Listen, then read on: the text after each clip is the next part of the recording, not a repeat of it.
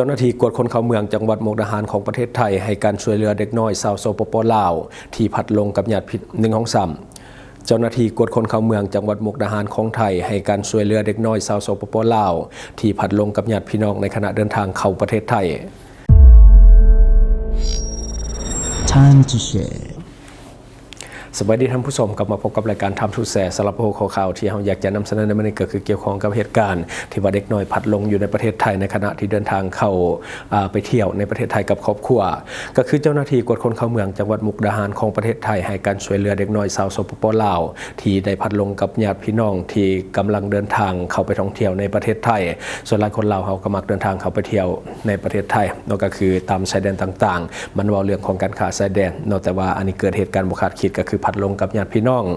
ตามการรายงานข่าวของแฟนเพจข่าวสารบ้านเฮาของไทยได้รายงานว่าเจ้าหน้าที่กวดคนเข้าเมืองจังหวัดมุกดาหารของประเทศไทยร่วมกับหน่วยงานที่เกี่ยวข้องให้การช่วยเหลือเด็กน้อยชาวสปป.ลาวภายหลังที่ได้พัดหลงกับญาติพี่น้องในขณะที่พากันเดินทางเข้าไปประเทศไทย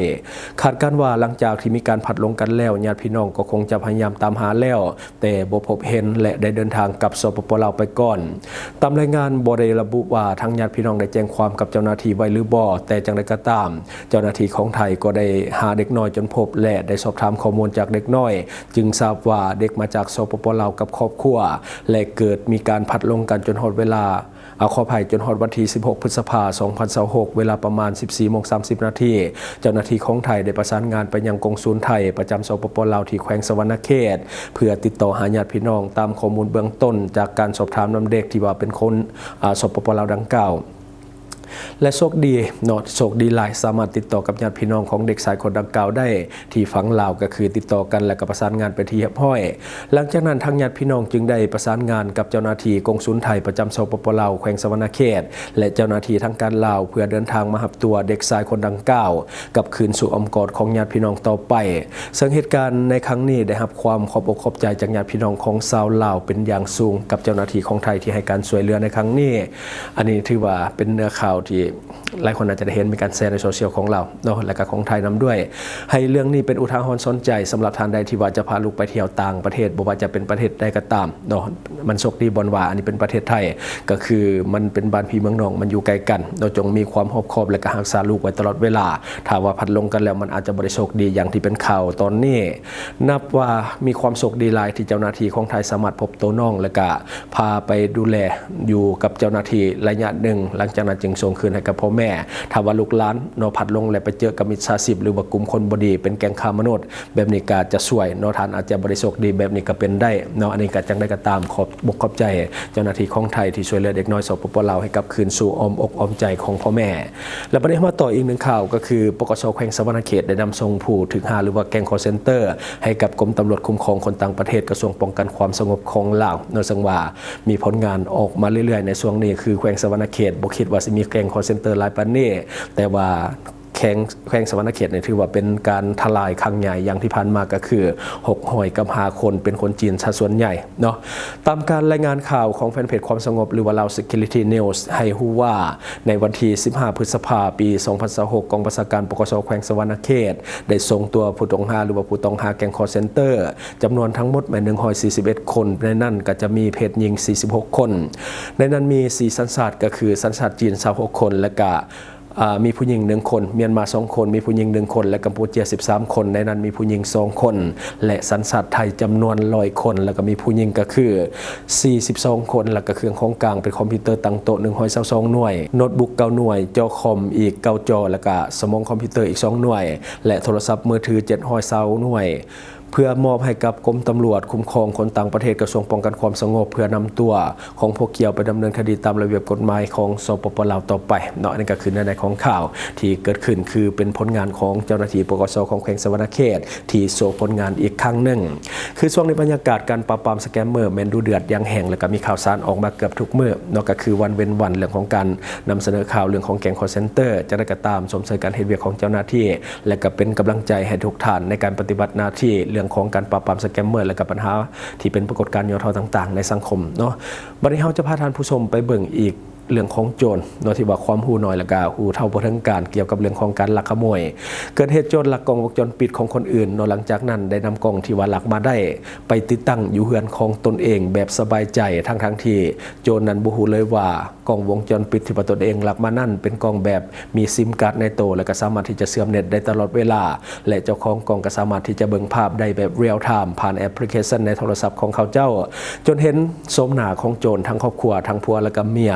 เห็นการเคลื่อนไหวก็คือนอนสบายใจภายในเรือนของตนเองผ่านกล้องซึ่งในตอนนี้ยังบ่มีการอัปเดตข่าวว่าเจ้าของกล้องสามารถนำไปเอากล้องคืนได้หรือบ่หรืออาจจะเป็นคนที่อยู่ใกล้เคียงที่ว่าเป็นโจรลักกล้องนั้นไปเนาะนี่ถือว่าเป็นความผิดพลาดครั้งใหญ่ของโจรที่บ่ฮู้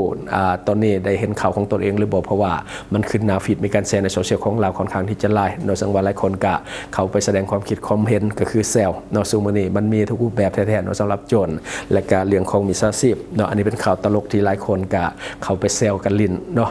ปฏิมาเบิ่งอีกหนึ่งข่าวก็คือเจ้าหน้าที่ของเมืองเชียงคอแขวงหัวพันได้มีการทลายขบวนการเสพและค้ายาเสพติดสังว่ามีข่าวออกมา 2-3 วันเรียนติดมีหลายเคสมีหลายกรณีในวันที่ 15 พฤษภาคม 2026 ที่ผ่านมานี้เจ้าหน้าที่ปกส.เมืองเสียงขอแขวงหัวพันได้รับแหล่งข่าวจากประชาชนหรือว่าพลเมืองดีมีกลุ่มคนจำนวนหนึ่งได้มั่วสุมยาเสพติดอยู่บ้านแสเมืองเสียงขอแขวงหัวพันกองบัญชาการปกส.เมืองเสียงขอแขวงหัวพันจึงได้แต่งตั้งหน่วยงานวิสาสะเฉพาะลงติดตามกวดกาเห็นว่ามีมูลความจริงแท้เจ้าหน้าที่จึงได้สมทบกับภาคส่วนที่เกี่ยวข้องเข้ากวดคนเฮือนหลังดังกล่าวจึงได้กักตัวชาย2คนชื่อเฒ่าอ้นอายุ 48 ปีเป็นประชาชนบ้านแสเมืองเสียงขอและเฒ่าเสียงเขียนอายุ 45 ปีประชาชนบ้านคูนคำเมืองเสียงขอแขวงหัวพันได้นำเอายาบ้ามามั่วสุมและขายอยู่เฮือนของเฒ่าอ้นผ่านการกวดคนของเจ้าหน้าที่พบเห็นของกลางก็คือยาบ้าจำนวน 80 เม็ดและก็เงินจำนวน 550,000 กีบต่อกับยาบ้าจำนวน 80 เม็ดพวกเกี่ยวให้การรับสารภาพว่าได้ซื้อนำเฒ่าเคนอยู่บ้านนาแลงเมืองแอดแขวงหัวพันกองบัญชาการปกส.เมืองเสียงขอจึงได้ประสานสมทบกับภาคส่วนที่เกี่ยวข้องและปกส.เมืองแอดเข้ากวดคนเฮือนและก็กักตัวเฒ่าเคนอายุ 33 ปีประชาชนบ้านนาแลงมาดำเนินการศึกษาและก็สอบสวนผู้เกี่ยวให้การรับสารภาพว่า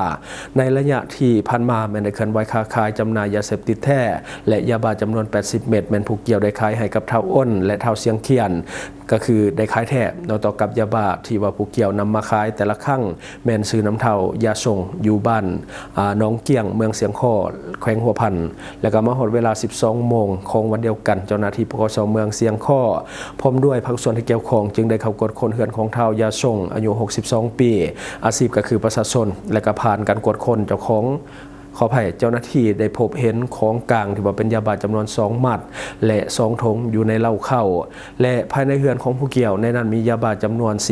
4,249 เม็ดเฮโรอีน2ก้อนน้อยโทรศัพท์1หน่วยและก็เงินสดจำนวน 4,432,000 กีบผ่านการสอบสวนของเจ้าหน้าที่ผู้เกี่ยวรับสารภาพว่ายาบ้าจำนวนดังกล่าวแม่นของตนเองแท้ได้รับซื้อมาจากผู้ชายคนหนึ่งบ่ฮู้ชื่อบ่ฮู้บ่อนอยู่มาส่งให้ในเวลาที่เจ้าหน้าที่กำลังเข้ากวดเฮือนของเฒ่ายาส่งได้มีหญิงคนหนึ่งได้แล่นออกจากเฮือนของเฒ่ายาส่งไปเข้าเฮือนของตนเองห่างจากเฮือนของเฒ่ายาส่งประมาณ2เมตรเท่านั้น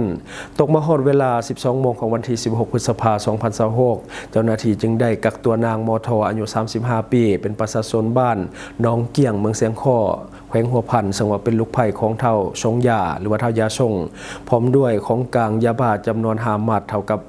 ขออภัย5มัด50 ธงแล้วก็มีจำนวนทั้งหมดแม่น 10,000 เม็ดต่อกับยาบ้าจำนวนดังกล่าวนางมทได้รับสารภาพว่าแม่นของตนแท้ได้รับซื้อมาจากชายคนหนึ่งบ่ฮู้ชื่อบ่ฮู้บ่อนอยู่มาส่งให้เพื่อจะนำไปขายต่อเจ้าหน้าที่ปกส.เมืองเสียงคอจึงได้กักตัวพวกเกี่ยวส่งให้กับแผนกสกัดกั้นและก็ต้านยาเสพติดปกส.แขวงหัวพันเพื่อดำเนินคดีตามกฎหมายต่อไปเนาะนี่ก็คือในของข่าวที่เกี่ยวข้องกับเรื่องของยาเสพติดที่ว่าอยู่ทั้งแขวงหัวพันโดยที่ว่ามีข่าวออกมาเรียนติดกัน2-3 มื้อแล้วเนาะสำหรับเรื่องของการปราบปรามยาเสพติดทั้งเมืองเสียงคอแขวงหัวพันเนาะช่วงนี้ข่าวถือว่ามาแห้งกว่าหมู่เนาะอันนี้คือสิ่งที่เฮาเก็บมาเล่าสู่ฟังหวังว่าท่านจะได้รับสาระดีๆสำหรับท่านที่ว่าเบิ่งรายการเฮาอยู่คิดเห็นจะได้กับสิ่งที่ว่านำเสนอไปก็อย่าลืมฝากไว้ภายใต้คอมเมนต์ของเฮาและข้าพเจ้าจะเข้าไปอ่านด้วยตนเองขอขอบใจช่องทางที่คุณสามารถรับชมข่าวสารจาก Time to Share Studio Fanpage Time to Share Laos YouTube Time to Share TikTok Time to Share Laos Facebook สิงห์ดาราสายลินอยู่เมืองลาวใช้แต่เงินกีบลาวและส่งเสริมผลิตภัณฑ์ภายในเพื่อลดพรการนำเข้าสินค้าและแก้ปัญหาเงินตา Subscribe for more video.